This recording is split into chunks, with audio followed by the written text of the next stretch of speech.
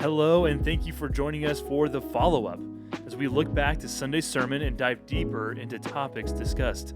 I am John Milligan. I'm Kasey Clark. And I'm Justin Cook. Episode 2, we're back again for another week. Guys, it's good to be back with you in the studio. The conference room studio. The conference room, now people know. I'm just glad we made it to number 2. We made it. Marathoners right here. Man. Super marathoners. Yeah. Oh, Yeah, we're excited to be back, going through Mark. But guys, first I have a question for you, a little icebreaker question to get us to know a little bit better. What's the best concert you've ever been to? Justin, we'll start off with you. Best concert. So confession, Okay. I don't like going to concerts. Wow. what? Why not? Wow. Okay. Elaborate. Probably because I struggle to answer what's the best one I've been to. Like, you don't have great experiences, just not awesome. Uh-oh. Oh man. Okay. You And- need and- somebody to take you. And my college years was at a college where, like, you couldn't go to concerts unless it was like Stephen Curtis Chapman, and even that was like a little fringe. Mhm. So Oh yeah. Mhm. that, I mean, but that and then you Steve start having Curtis kids, Chapman. and it's like, yeah, Yeah. ain't got no time for that. I heard Stephen Curtis Chapman was banging. He was diving in. Going deep. Yes. Man. So I will say the first concert well, there was we had concerts at our church. I don't think those really, I mean, they kind of count. I'm gonna say they don't count. The first one I remember going to on my own. Yeah. I went to Casting Crowns Oh yeah. at Eagle Church in Zionsville, Whitestown. Mm. And so probably the best memories of that. That was their first, they had just done their Voice of Truth album, and their second album was a live album of all the exact same songs on the first one. It's a Yeah. great way to get extra run. Yeah, absolutely. And I thought it was awesome. So good. And what an album to be able to be a part of, because Voice of Truth, one of the Tells me a different story. yeah. Oh, I mean, just what do a not be top afraid. top five song I think all time in the Christian world at least. Well, but that's a good first concert, or at least concert experience. But Who Am I was better than Voice of Truth initially. Was every man there? No. This was before Life Song. Oh, really? Made my Life Song sing to you. Oh, So that was mine. it's amazing. Okay. Yeah, that's a good one. I've actually not my favorite concert or best concert I've been to, but I've been to a concert there before. Newsboys Came to Eagle Church? came to Eagle Church. Feels like a small venue for them.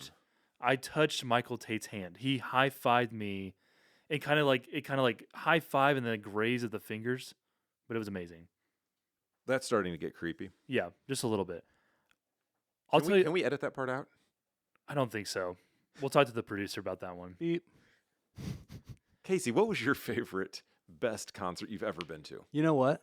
My best favorite concert that I've ever been to is Ben Rector. He came a couple years Yes. ago. It was down at the White River Yes. amphitheater. It was awesome. It was such a fun time when the big red, jolly, joyful monster thing came out. Played the piano, quote unquote. It was awesome. Yeah, so it was a lot of fun. I was not a Ben Rector fan before that. That has actually tended to be the trend in the Kasey Clark concert scene. Is that I'm not a fan. We get tickets to a concert, and I become a fan throughout the course of the concert. This past spring, got to go see Andrea Bocelli. Had never listened to more than one song by Andrea Bocelli, but now it brings me to tears listening to a slew of his songs. Anyway, so that is what's the one song you would go to the song that I would. from Andrea Bocelli? Oh man, Nessun Dorma. It is a song that has a build to it, and at the very end, Andrea sings at the top of his lungs as loud as he can, as long as he can, as high as he can. It is just the most beautiful note I've ever heard, and it brings me to tears every single time. It's You amazing. actually cry every time? Honestly, I don't know of a time that I haven't. Wow. Yeah. In the words of Jimmy V, allow yourself to cry at least once a week. Makes you feel more human. And that's a song that if I just want to feel a little bit more human, I'll listen to that. I have no idea the words he's saying, but it's amazing. It's in Italian. No idea. Really glad you enjoyed Ben Rector. back to that, John. What about you? Well, for me, my favorite concert experience, it's really a tie for first. So let me just quickly go through two. First one, 2017. I'm in LA, living at Hope Hollywood. My favorite rap artist, Andy Mineo, and his counterpart, Words Played, are coming. No one else wants to go with me. I say, whatever, I'm going by myself. So I went to a rap concert by You myself. said you can't stop me. I did say that, and he did do that song, and I went absolutely berserk by myself, like hundreds and hundreds of people, and I went crazy by myself. It was so cool. It was on my birthday. Did you take a video of yourself going crazy by I yourself? did. I did. I will show you guys later. No one It could is so stop you, cool. though. No, Okay. no, it was okay. They New they didn't promo care. video coming out from the follow-up. John going berserk. Absolutely crazy by myself. Second one, a couple years ago, went to a concert. The band Camino, one of my favorite bands of all time, and my wife got me tickets to go, so her and I went, and it was just an amazing rock concert. Just like the coolest vibe. Nothing crazy happened, but it was just like the coolest experience of all time. Wow. Yeah. That sounds amazing. Yeah. And Justin? I love concerts, Justin. So like I'm like, Yeah. I'm okay that you don't experience some, you don't have any good experiences, but I hope you do someday. Maybe we'll go to one. Maybe we will, Yeah. or maybe we won't. That's our new staff outing. Going to a concert. Team building over here. All right, so let's get into it. John, you preached this past weekend. I so did, I want to yeah. ask you, could you give us a 30-second recap of your sermon? I can. Is this a new segment? It is a brand new segment on our second episode ever. 30-second recap.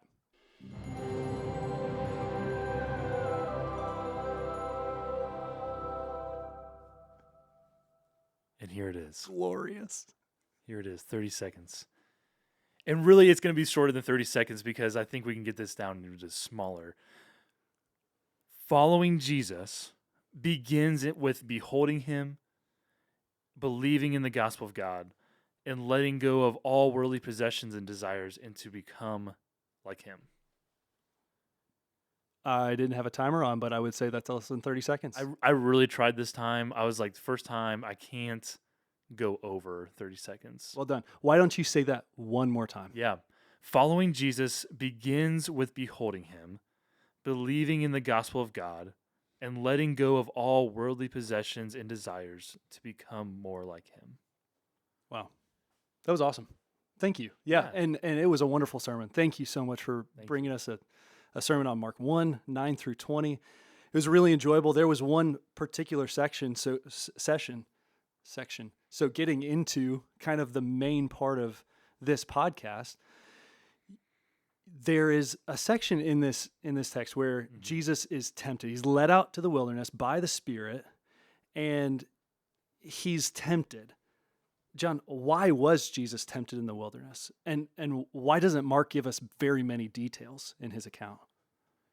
Yeah, that's a good question. I touched on this a little bit in the sermon on Sunday. I think part of it is that while we're seeing Jesus as fully God, we're seeing Jesus as fully man. We're seeing like his humanity in this section of his temptation.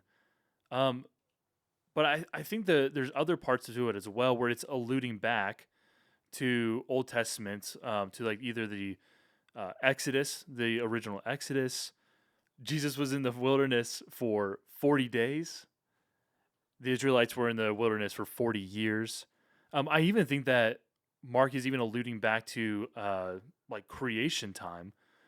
I did hear Tim Keller talk about this one time where like we hear wilderness and we think forestry, national parks, beautiful, and really it's the original audience would have heard that radically differently. Like the wilderness is where death is. Think desert, no water, no shade, scorching heat. And so when we hear wilderness, we kind of think like, oh, that'd be great. I'd love to get out to the wilderness and like reset for a bit. And for them, when they hear wilderness, like the Spirit drove them to the wilderness, that is odd. That doesn't make sense. There's angels ministering. And so it would have seemed a much scarier kind of journey of sorts, a scarier 40 days to them than it would have to us. And so when you see him, the Spirit sustaining him, the angels ministering to him, I do think just quickly getting into application, there's a huge element that the original audience would hear: fear, death, scariness, unprotected, vulnerability in ways that we don't when we hear Spirit drove him out, that should really strengthen us in our fight against sin and temptations. That's a bit of an aside towards the applicational side, but I think it's part of what's baked into what Mark is doing with the language there. Yeah, and it seems as though that the temptation being driven out to the wilderness there, John Chrysostom, early church father, actually looked at that and saw a parallel that though Eve wasn't necessarily in the wilderness, he saw her as kind of experiencing this temptation alone. And so the loneliness aspect of the temptation actually drives the power of that temptation way up. And so in the wilderness, as Jesus is led out by himself, of course, being tempted by Satan with the wild beast, it seems as though he is out, left hung and dry, and he is he has to wrestle with, has God actually left me by myself? So, John, you... Hold on. Before you go into that, this right here is a fascinating insight into our pastoral team. I have Tim Keller on speed dial. You have John Chrysostom on speed dial. They're incredible. But your question goes on. It's great. I don't mean to sidetrack us too much. It's hilarious. They're both in the cloud of witnesses, and that is awesome. So, John... Getting back to the temptation, I think that there's a lot of encouragement that we can receive as we look to Jesus as he overcame temptation. What are some of those encouragements that Christians can receive from Jesus having endured temptation? Yeah, I think we can be encouraged in a lot of different ways, but I think the big one, and I mentioned this on Sunday, we can have hope and confidence in Jesus and in his temptation here in this passage, knowing that, as the Hebrew author says, that he has sympathy for us in our temptation, that he has felt that temptation that we have felt the pain that we have felt, but he did not sin. And because he did not sin, we can now come confidently to him, to the throne of grace, and receive salvation through him. Yeah, man, that is really encouraging. As I think things that are encouraging for me from Christ's temptation, the fact that he actively obeyed where Eve and Adam did not, Israel did not, but Jesus came as the last Adam, as the true Israelite, in order to fulfill all righteousness by enduring temptation, by being actively obedient where we could not. And now that we're in Christ, we actually receive that obedience to ourselves, which then propels us to actively obey in our lives. We have the ability to say no to temptation. Kasey, you use that phrase active obedience a couple of times. Yeah. Maybe people are familiar with that term, maybe they're not. What do you mean as opposed to like passive obedience? I just kind of fall into obedience. Like when Jesus' active obedience is a theological term, not just a common descriptor if he was active and running around the house or something like that. What does the active obedience of Jesus mean?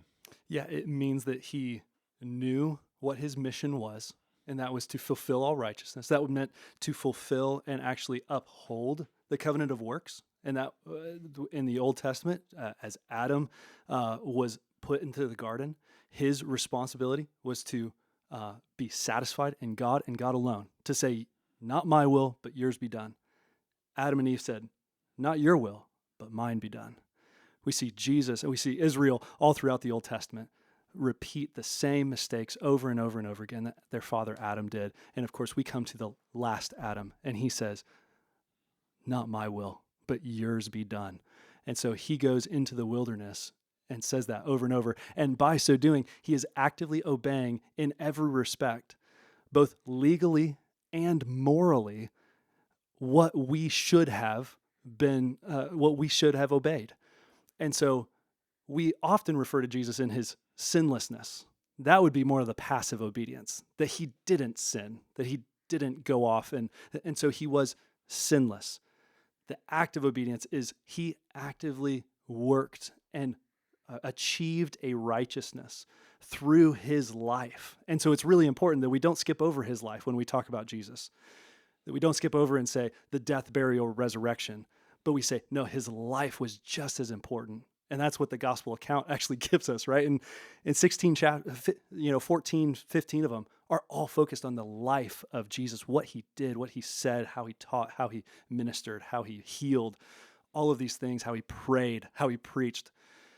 All of these things show us he was fulfilling all righteousness so that he might actually win a righteousness, so that he could actually become sin for those who knew no sin. Or he was the one who knew no sin. He became sin for us so that we might become the righteousness of God. And we receive that righteousness and stand before him clean, blameless.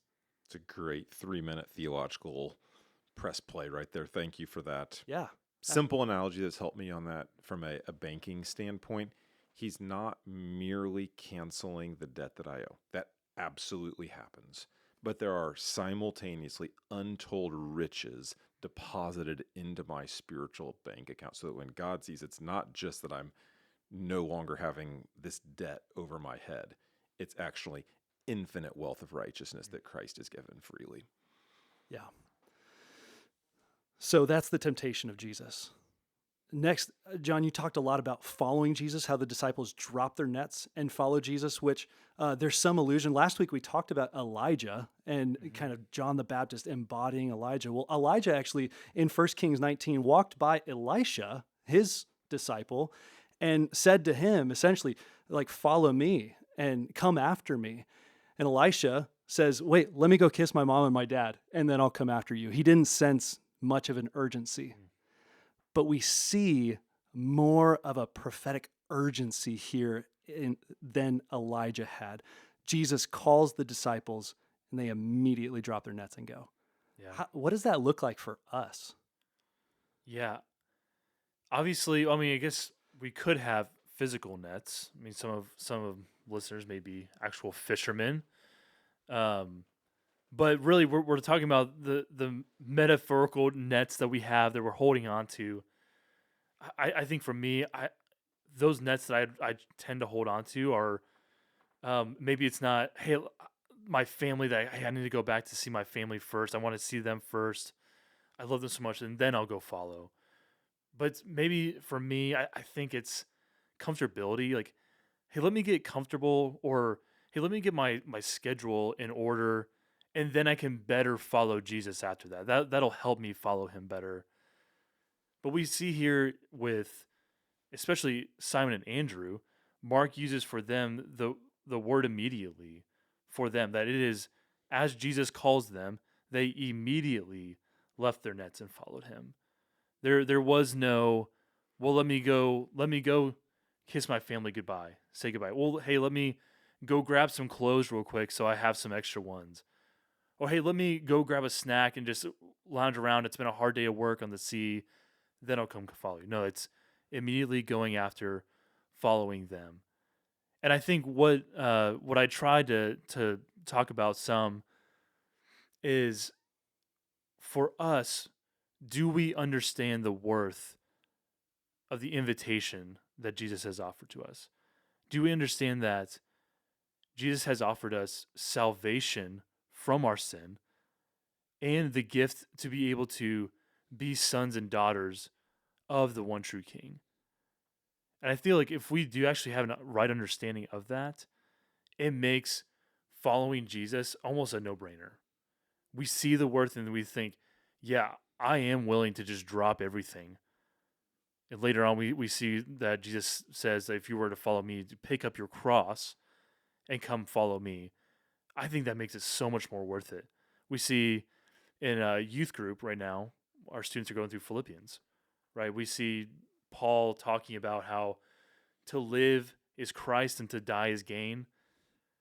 There's this joy that he has for being in prison and seeing the gospel being put forward with the situation he's in. And that doesn't come from just loving Jesus some and knowing some of the worth, and also loving the things on earth about the same 50-50 or even 60-40. No, we had to be fully invested and know the worth of Jesus's call to us, the invitation. It is far better than anything that we can ever even imagine. Mhm.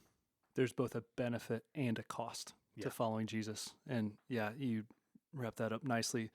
Justin, coming to you for maybe a final question. You know, we see at the baptism of Jesus, Spirit descend, the Father speaks, Jesus getting baptized, and God saying, "This is my beloved Son." So we have here a really unique picture. We don't see the word Trinity show up in the Bible, but this scene seems to describe that. Go into that for us. Unpack that. Yeah, there's so the doctrine of the Trinity is core to Christian theology, and I think a lot of times as Christians we just kind of throw up our hands like I can't fully understand this whole three in one God, three persons, Father, Son, Spirit thing.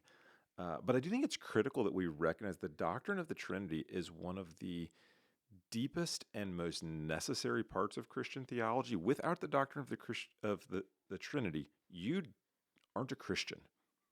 There's a lot of stuff that Christians want to fight about today of various doctrines or strategies for engaging culture, political activism, or posture towards the world, or whatever. And maybe we get really excited about those things and fail to recognize that this is something worth fighting to understand, even as it's difficult, and understanding its application to our lives.